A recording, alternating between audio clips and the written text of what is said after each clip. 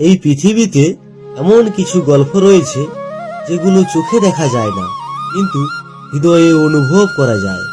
একটা নির্জন গ্রাম, যেখানে থাকতো এক নিঃস্ব বৃদ্ধ, আর তার জীবনে হঠাৎ করেই আগমন হলো এক পাখি।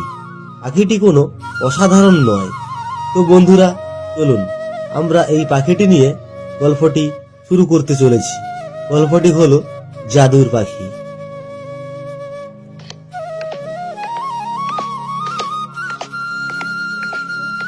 এই গ্রামের আকাশটা আজ কেমন যেন ভারী লাগছে রে বাবা।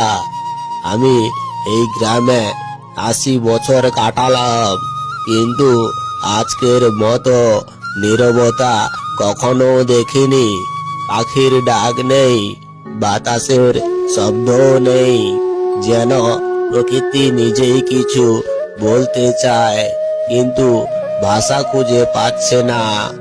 আমার বুকের ভিতর এমনই একটা চাপা ব্যথা আছে, যেটা আমি কাউকে কখনো বলিনি, কারণ কিছু কথা সময়ের কাছেই বন্দি থাকা ভালো।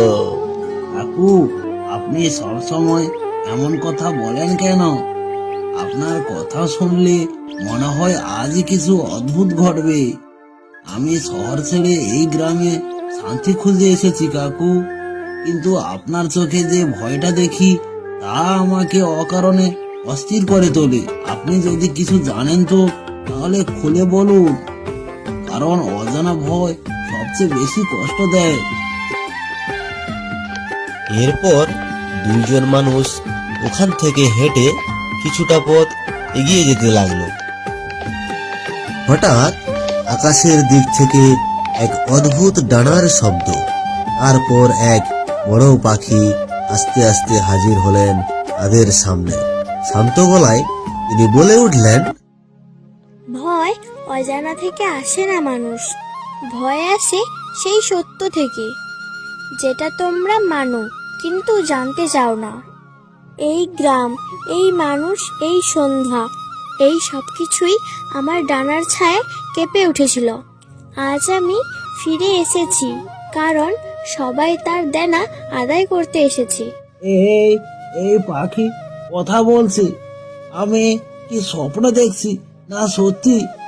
আপনি আপনি কে, আর আমাদের নাম বা আপনি জানলেন কি করে? আপনার চোখে এমন আগুন আছে যা সাধারণ পাখি মোটেও হতে পারে না। বলুন বলুন, আপনি কে? কে আপনি? না না, তুমি ফিরে আসতে পারো না। আমি তো ভেবেছিলাম সবকিছু শেষ হয়ে গেছে। আমি ভেবেছিলাম সেই পাপ মাটির নিচে চাপা পড়ে গেছে। হে জাদু পাখি, তুমি সত্যি ফিরে যদি এসে থাকো, তাহলে বুঝে নাও তুমি এই বৃদ্ধর আর পালাবার জায়গা নেই। সারা জীবন বেঁচে থাকার জন্যই মানুষ পালিয়ে বেঁচে যায়। আজ আর সত্যের মুখোমুখি হওয়ার জন্য একটাই জীবন যথেষ্ট। তোমরা দুজন, একজন অতীতের বোঝা আর একজন ভবিষ্যতের প্রশ্ন। আমার ডানায় ভর করেই যাত্রা শুরু হবে। যাত্রা কোথায়? আমি তো শুধু শান্তি চেয়েছিলাম, কিন্তু মনে হচ্ছে আমি এমন এক পথে পা দিয়েছি যেখান থেকে আর ফিরে আসা যায় না। তবু যদি সত্য জানা যায়, আমি প্রস্তুত। কেন জানি না, আমার মনে হচ্ছে আমরা সবকিছু জয় করতে পারবো। কি কাকু, তুমি কি বলছো? আমরা কি পারবো এই যাত্রাতে সফল হতে? যদি সত্যি জানতে চাও, তবে গ্রাম ছাড়তে হবে। নদীর ওপারে যে বন, সেখানেই শুরু হবে আসল রহস্য। আমি পালাইনি বলেই আজও বেঁচে আছি, আর তোমাদের সঙ্গে গিয়ে শেষটা দেখে নিতে চাই। শুধু তুমি আমাদের সঙ্গে থাকো, তাহলেই হবে। হলে প্রস্তুত হও, কারণ রাত নামলেই পথ খুলবে। এই গ্রামে তোমাদের শেষ আশ্রয়। পরে সূর্য উঠবে এক নতুন জায়গায়, এক নতুন সত্য নিয়ে।